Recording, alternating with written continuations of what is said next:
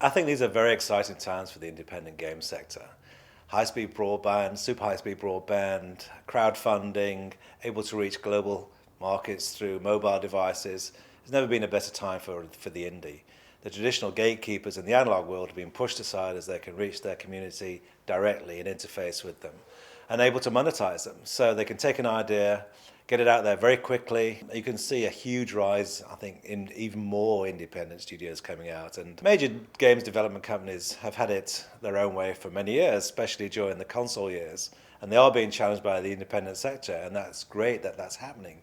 But it doesn't mean to say that the large publishers are going to disappear. It's simply that the new ways of making games, the indie sector will sit alongside the traditional publishers, and that games played on mobile devices are going to sit alongside console devices in the same way as YouTube already sit alongside Hollywood blockbusters. There's something for everybody. So the market is getting bigger. So young and old, male and female are both playing games and, importantly, making games.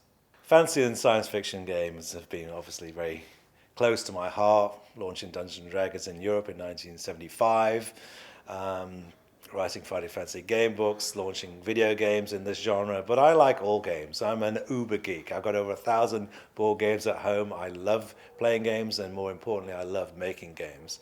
And we are playful by nature, and it's such a joy to be in the games industry because it's full of great people, and it's great to see it's doing so well these days. The games industry has grown at an astonishing pace of late. No entertainment medium moves along as fast as games. And I would say that the UK government have been very supportive in recent years. My work through NextGen, I've helped convince the government to put computer science on the national curriculum, turning key people from being games players into games makers, not just using an application, but making an application, hopefully setting it from job seekers to job makers. At the same time, the government's also provided a tax relief for games making.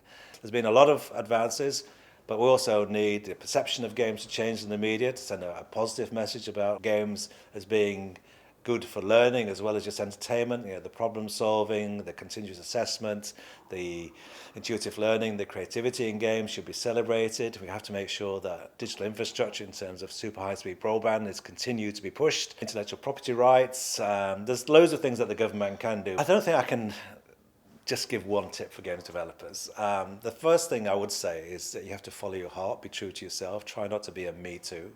Make sure you retain ownership of your IP. Go further down the value chain. Be prepared to fail, and don't see that as hardship, because remember, Angry Birds wasn't Rovio's first game, it was their 51st game.